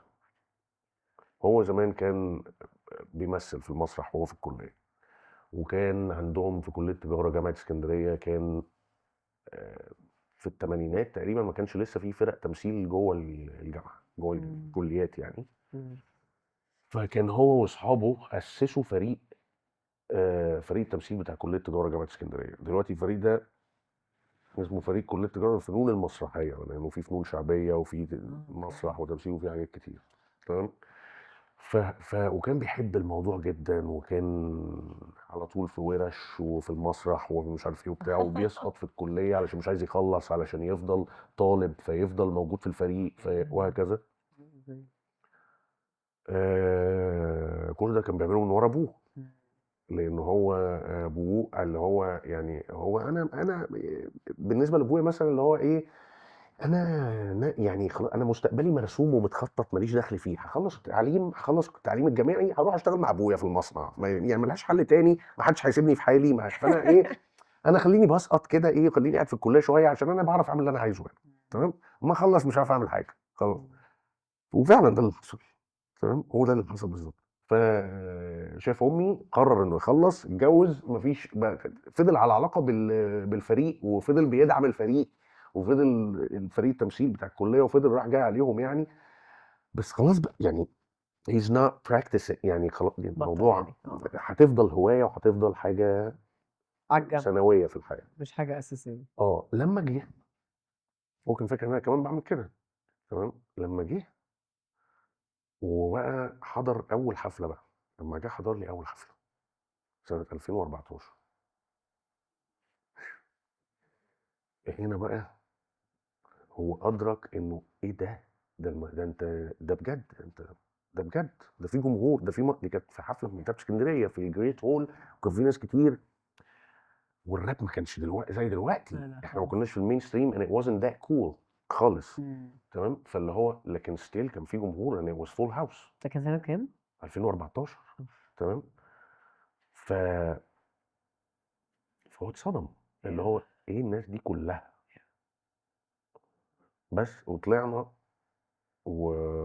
وطلعنا على المسرح وغنينا وعملت performance ومش عارف ايه، وغنيت الاغنيه بتاعت انا مسامحك دي. هو كان سامعها اوريدي خلاص بقى، يعني احنا خلاص بقينا اصحاب والدنيا تمام، بس عمري ما غنيتها في حفله. قلت هغنيها في الحفله دي. وهو كان كان موجود. في الجمهور. كان في الجمهور. كان في الجمهور ايه بقى، قاعد هو بيرتب من الاول خالص من قبل الحفله بكام يوم ازاي، وبيتكلم بقى مع اختي ومش عارف ايه، ازاي انا عايز اروح اقعد في النص، في الاول خالص في النص، تمام، وعايز ابقى اول واحد موجود، وعايز ابقى كده انا تحت المسرح على طول، تمام. وهي يعني فغنيتها، وطبعا ما غنيتهاش تاني خالص ولا اي حاجه يعني، بس هو كان لازم اقولها، حسيت ان انا محتاج اقولها، محتاج ان انا ايه، اتعافى بالشكل الكامل خالص. انت كنت عامل حسابك ساعتها تغنيها ولا وانت واقف؟ لا انا كنت عامل حسابي، كنت عامل حسابي. المهم بعد الحفله دي، هو كنت انا اياميها كان دايما طبعا انا بصي ابويا كان بيصرف عليا، بس انا بعد ما كبرت شويه كده بقيت اتكسف اخد فلوس من البيت اصلا، واتكسف ان انا يعني انا عايز انا ابقى يعني بعمل كل حاجه. فبس طبعا عادي يعني كأي شاب لسه بيدرس ولسه ما بيشتغلش وبيعمل مزيكا، اللي هو دي مش شغلانه، انت حاجه، وبعدين انت مش عارف الراب ده له مستقبل، المزيكا دي ايه اصلا، انت حد هيبص في خلقتك بعد كده ولا انت ما حدش فاهم، تمام. فاللي هو at some point بابا بعت لي فلوس، انا ما كان متكسر، تمام. فهو ما كانش بيتاخر، بس فابتديت ان انا اروح اشتغل في الكول سنترز. اوكي. تمام، ابتديت اروح اشتغل في كول سنترز من وانا عندي 19 سنه كده. اروح اشتغل 10 شهور، سنه، سنه ونص، مش يعني ما عرفتش اكمل سنتين في اي كول سنتر اشتغلت فيه، تمام. لان انا بروح بحس ان انا يعني انا ببقى شاطر جدا في الشغلانه، فبحس ان انا ايه ده حلو، انا بحبها، لقيت نفسي، وبعد كده بتبقى انت يعني انا بتعب، مش بتاعتي خالص، تمام، فبكرهها، تمام، وبكون عملت شويه فلوس فبرجع اعمل مزيكا، تمام، وبعد كده بستك، واللي هو مش عايز اكلمه كل شويه اقول له ابعت لي فلوس، فاللي هو برجع تاني اشتغل ايوه وبعد كده اعمل شويه فلوس وهكذا. فهو لما جه وشاف الحب، هو كان مبسوط ان انا بعمل ده، لان هو كان عايزني، اللي هو مش عايزك تبقى زيي. انا فضلت الف في الفلك بتاع ابويا واسمع كلامه واعمل، هو اللي يعني فضلت ادور في فلك وكده لحد ما انا لبست في حيطه في الاخر، تمام. لكن انا مبسوط ان انت من دلوقتي بتحاول تعمل حاجه لنفسك، يعني زي ما هو انا صعبان عليه انه مش قادر يعمل لي زي ما هو اتعامل معاه، بس مبسوط ان انا قادر اعمل حاجه. وهو في سني ما كانش بيفكر كده، ولا كان عنده الانرجي دي، ولا كان ما كانش الشخص المسؤول ده في شخص السن ده. مختلف، وقت مختلف. فمبسوط. المهم لما بعد الحفله دي قال لي هو انت كانوا حفلتين ورا بعض، واحده في اسكندريه وواحده في القاهره، واحده في اسكندريه وتاني يوم القاهره، فهو الاثنين حضرهم. بعدها بكام يوم كده ايه، وفضل بقى الموضوع معايا زي الاطفال، انه كل ما بيقابل حد بص بقى احمد بص، ويقعد يطلع الفيديوهات ويقعد مش عارف ايه يوري اي حد، وما بيتكلمش غير عن الموضوع ده، تمام. كان ايه احساسك ساعتها؟ ما كنت مبسوط يعني، ما حسيتش الاحساس ده تاني من ساعه ما مات خالص، مهما حد فرح بيا كده خالص. المهم راح قال لي انت بتاخد كام في الشغلانه دي، كول سنتر ده بتاخد كام انت؟ قلت له باخد كذا. كنت بقبض مثلا 2400 جنيه ساعتها، سنه 2014، 3000 جنيه بالبونص كده لما اوفر اتشيف وتبقى وما غبتش ولا يوم وبتاع، تمام، تعمل 3000 جنيه، مبلغ وقدره، وانا ب 19 سنه ده. قال لي طب ما يعني ده كام دولار دول، طب بقول لك ايه، ما انت بص، انت اقعد من الشغل هديهم لك انا دول كل شهر، خليك بقى ركز في اللي انت بتعمله، المزيكا دي انا بص ركز بس. قلت له بجد؟ قال لي انا مش عايزك تبقى زيي، ركز بس في اللي انت بتعمله ده، مالكش دعوه، الاستمراريه هي اللي هتجيب نتيجه، انت بس عايز تفضل زي ما انت، ما بتقطعش، القطعات اللي بتعملها هي دي هي بتبوظ الدنيا. خطير. تمام.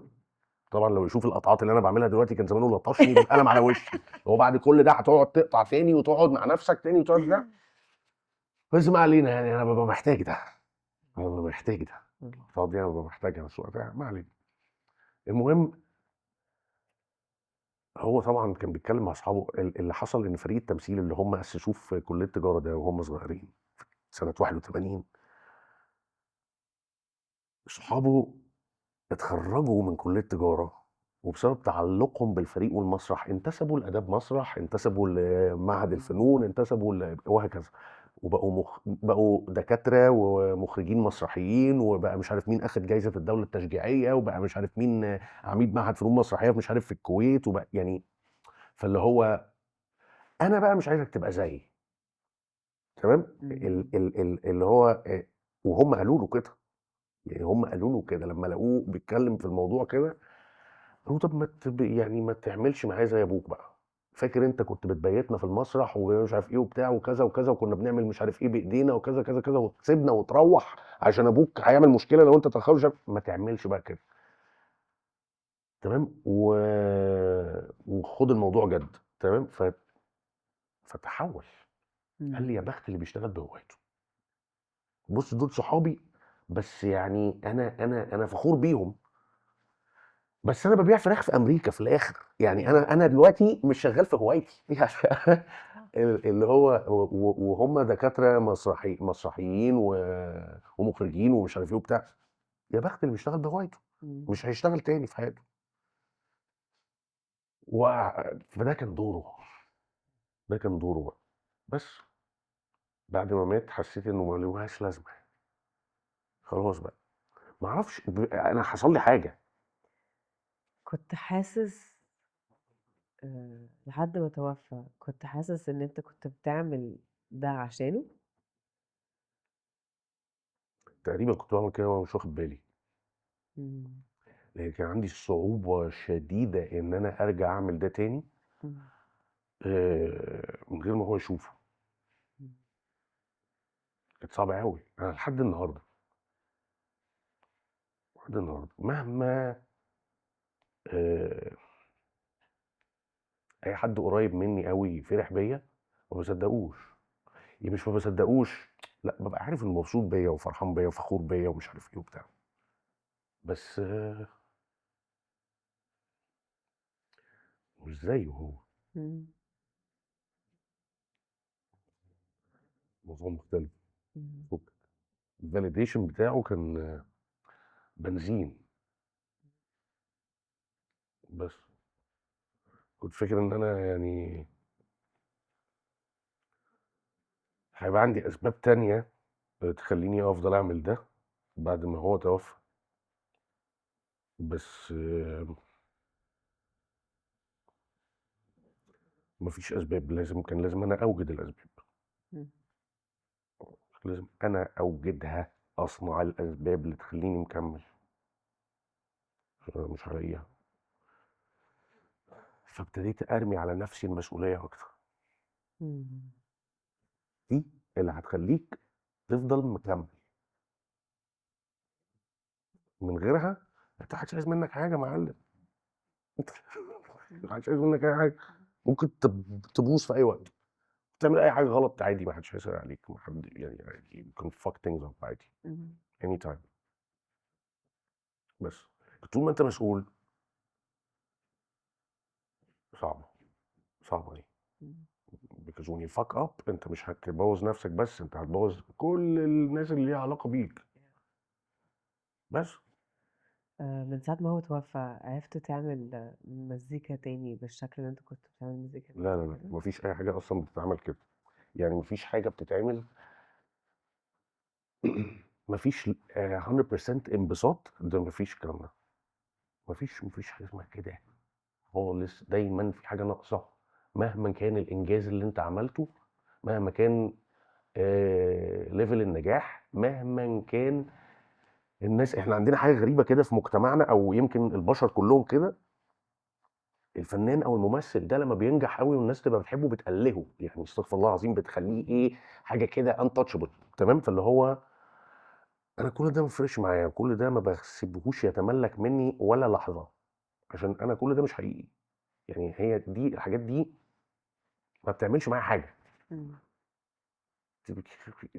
دي حاجات تافهه دي اشياء تافهه، مش ده النجاح. النجاح ان انا انبسط بس. ف لا، كله حتى في اغنيه قلتها قبل كده، كله تقضيه واجب، مفيش ملذات. خلاص، من ساعتها وهي الحياه كلها عامله كده بس. باحس إن إحنا عشان وإحنا بنكبر العالم بيعلّمنا إزاي نستنى تقدير الناس، إن أنا أعمل حاجة وأبُص حواليّا، طَب حتى وأنا عندي 3 سنين الناس تسقّف لي، معنى كده إن أنا عملت حاجة صح، الناس تقول لي مم. لأ، يبقى أنا عملت حاجة غلط، بالذات مع أهلنا. آمم، واكتشفت إنه بعد ما بنكبر بيبقى مهم أوي إن إحنا نبدأ ندوّر على ده من جوانا، ما نبقاش بندوّر على حد أو حاجة برّانا عشان تحسسنا إن إحنا بنعمل حاجة صح، عشان أول ما الشخص أو الظروف تتغيّر هنلاقي نفسنا تايهين ومش عارفين إحنا بنعمل إيه. وأعتقد برضه لمّا تعرف توصل لمرحلة إن أنت بتعمل المزيكا من جواك لنفسك كاملةً، بيتهيأ لي هتعرف تحس الإحساس ده تاني. ما هو يعني انا، بص، انا توصلت للحته دي، توصلت لحته ان انا المزيكا، انا اصلا ليه انا ابتديت اعمل مزيكا دي؟ إمم. انا ليه اصلا بغني؟ ليه؟ علشان خاطر انا بعالج نفسي، عشان هي في حاجه بتشغلها جوايا، إمم. مفيش حاجه تانية بتعمل كده، مفيش شيء تاني بيعمل كده. إمم. وانا كان عندي اهتمامات كتير غير المزيكا، وقبلها وبعدين بعدها وبتاع، مفيش حاجه تانية حسيتني بكده، وحسيت ان انا ان كنترول لدرجه ان انا عارف اعالج نفسي نفسيا، إمم. تمام، وابقى كويس. انا نسيت نفسي، انا نسيت ان انا بعمل مزيكا انا نسيت ان انا بعمل الاغاني دي لنفسي اصلا. انا نسيت انه انا ما كنتش عايز جمهور ولا فيم ولا شهره ولا حاجه.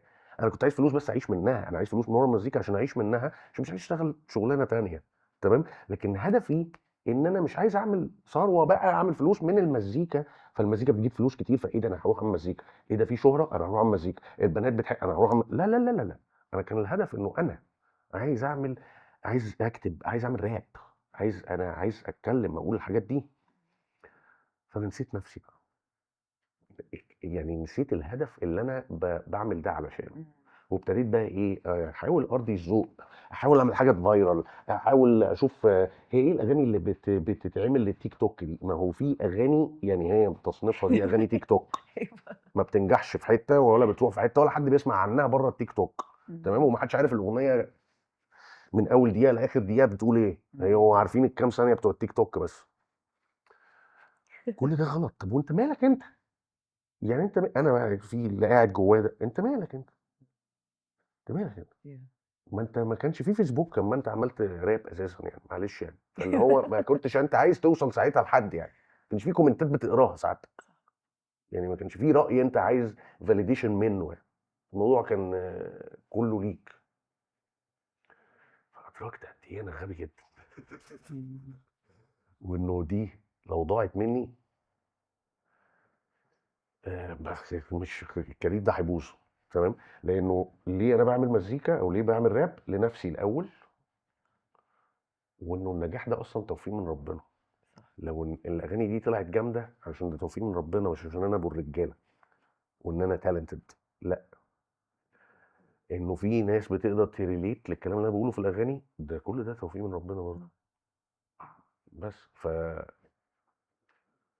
فلما رجعت للنقطه دي مؤخرا، ابتديت بقى يعني في حاجات لسه ما نزلتش وفي حاجات نازله، تمام، إمم. وجايين. بس اللي هو انا مش هراضي حد، انا مش هسعى لارضاء اي حد غير نفسي في المزيكا، بالذات في المزيكا وفي الاغاني اللي انا بعملها. انا بعمل الاغاني دي لنفسي الاول، عجبتك عجبتك، ما عجبتكش إمم. كل ده بتاع ربنا صح. بس. باحس في مشوارنا عامةً ودي بتحصل لنا كلنا طبيعي عشان إحنا بني آدمين، بننسى إحنا بدأنا ليه، بالذات لمّا بتوصل لمرحلة بتنجح أوي وتتشهر أوي، بننسى، طبعا بنتلهي السكينه في بتسرقك، آه. تتشتت. بننسى نفسنا ننسى ال أنا بدأت المشوار ده ليه أصلًا، وبعدين بتحتاج الفترة اللي أنت مرّيت بيها آه، دي عشان تعرف ترجع لنفسك، بالضبط، عشان لمّا تبدأ تعمل المزيكا بتاعتك تاني أو أي فنان تاني تبقى معمولة من مكان جوانا، بترضي حاجة جوانا، ومش بتدوّر على رضا أي حاجة حوالينا. بالضبط كده. يعني أنا عندي أغنية كمان أيام نازلة إن شاء الله. أوكي. إمم. أنا في العادي مقرف جدًا الكام يوم اللي قبل ما الأغنية تنزل دول، مقرف أوي، ليه؟ مقرف، متوتر. ما أنت بقى بتسعى لإرضاء الناس، أنت عايز بقى الأغنية تنزل تعجب الناس، وعايز رد الفعل، وعايز الviews والexposure كل الفِسا ده، sorry يعني excuse my French. بس اللي هو أنا دلوقتي أنا مبسوط جدًا من دلوقتي، مش فارق معايا، أنا عملت الأغنية وبالنسبة لي الأغنية دي جابت مليون views في 3، 4 دقايق دلوقتي حالًا، أنا عندي الإحساس ده دلوقتي، أنا عملت حاجة جامدة فشخ أنا مبسوط بيها، خلاص مش مستني، ما عنديش expectations، مش فارق معايا، مش فارق معايا أي حد، ده أنا كنت باعمل مزيكا كده زمان بالenergy دي وبالmentality دي، لا كان في views ولا streams ولا يوتيوب ولا royalties ولا ما فيش الكلام ده خالص، ما تقدرش you cannot track ما فيش streaming يعني ما فيش streaming وحد بيعد ما فيش لو الأغنية يعني ما فيش الكلام ده. فاللي هو والأغاني بتتنقل بالبلوتوث والإنفراد فما كناش ما كناش بندور على الكلام ده. إمم. ف... ف... فأنا مبسوط الحمد لله رب العالمين. الأغنية اللي نازلة كمان أيام عالجت إيه جواك؟ عالجت علاقتي بمراتي إمم. زي ما أغنية أنا مسامحك عالجت علاقتي بأبويا. إمم. بس حسيت إن أنت بعد ما عملت الأغنية طريقتك معاها جوّه بيتك اتغيّرت؟ كل حاجة إحنا الاتنين اتغيرنا هي كمان. طبعا. إمم. الحمد لله على كل حاجة.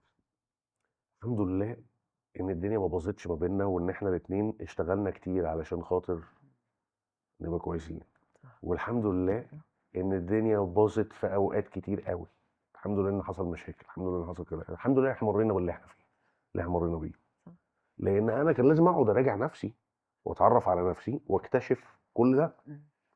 أنا من غيره ما كنتش عارف أكمل 100%. في الحياة أصلا. 100%.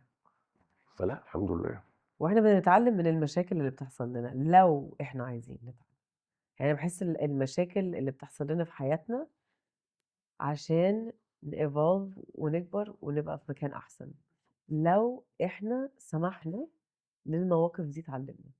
مه. أنا كنت شخصية قبل كده كنت بavictimize نفسي على طول، وبعدين اتعلمت ما فيش أي حاجة بتحصل في حياتنا من غير قصد، كل حاجة لازم نبُص لها نظرة أنا المفروض أتعلم إيه من الموقف اللي أنا فيه ده، إزاي أبقى أحسن من الموقف اللي أنا فيه ده. والوحش ده يعني نقول الحمد لله على الوحش أكتر من الحلو، صح. because دايما ال أنت بتبقى عايز حاجات كتير في الدنيا وربنا بيمنعها عنك أحيانا، ماشي، مهما تدعي ومهما تسعى لها ومهما بتاع، وبتفضل مش فاهم ليه أنت مش جاي لك اللي أنت عايزه ده رغم إن أنت بتعمل كل حاجة صح، بس لما ربنا بيعوضك بقى ويجيب لك نتيجة سعيك ده وعوضك ده والعوض بتاعك ده ما يجيبه لك من حاجة تانية خالص، بتفهم إنه المنع ده كان فيه خير، ده الحمد لله إن أنا اللي أنا عايزه ما جاش، Yeah. الحمد لله إنه ما حصلش، أنا ما كنتش فاهم، ده أنا كده أحسن بكتير. ف أنت بتفهمها متأخر بس، إمم. بتفهمها بعدين. إمم. بس لازم يبقى عندنا رضا وsurrender إنه فعلًا اللي أنا فيه ده مش لازم أكون فاهمه دلوقتي، ممكن أكون فاهمه بعدين، بس أتعلم إيه من اللي أنا فيه ده عشان أعرف أعدّي بطريقة أحسن وأفضل، وأستعد للمواقف اللي جاية. بالظبط. في المرحلة دي في حياتك إيه معناتها إن أنت تبقى بني آدم؟ What does it mean to be human؟ What does it mean to be human؟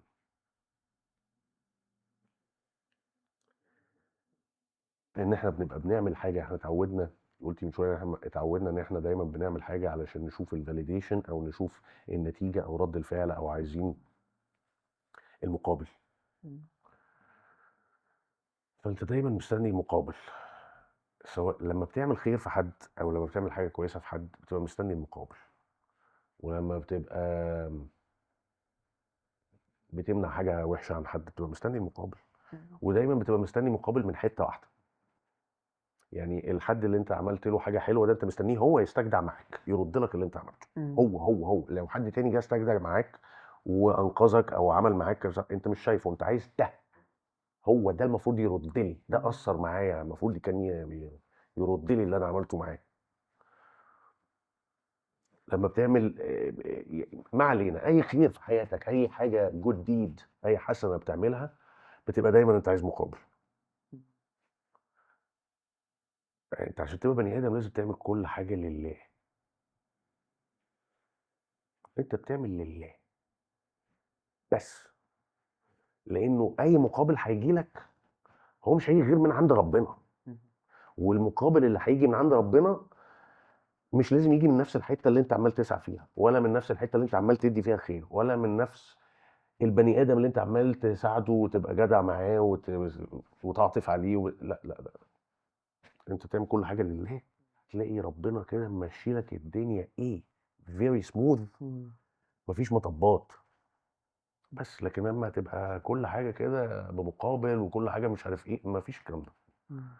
الدنيا بتقف، الدنيا بتقف معاك وكل حاجه بتعصلك، وبيبقى انت عمرك ما هتتبسط، عمرك ما يعني عمرك ما هتلاقي اللي انت عايزه، عمرك ما هتلاقي المقابل اللي انت عايزه. فانت اعمل الحاجه واصبر كده، استنى المقابل يجي لك، استنى شو هتشوف شكله ايه، الصوره اللي جايه لك فيها ايه، هتفرح قوي، هتفرح قوي. عايزة أعمل حاجة معاك بنعملها في آخر كل حلقة. عايزاك هبدأ جمل وعايزك تخلصهم لي، أوكي؟ اوكي. أنا عايزة أقول لأبويا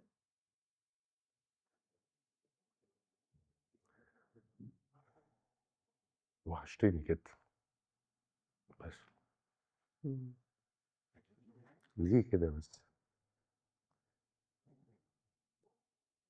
وحشني بس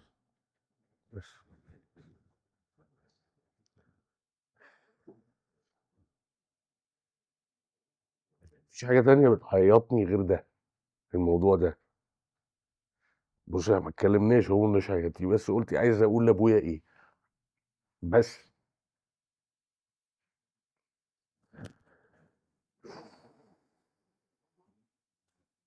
حاجه وسخه بصراحه، المشاهد دي صعبه جدا يعني. شكرا. بس مش عايز اقول حاجه تانية، كفايه كده. قولي.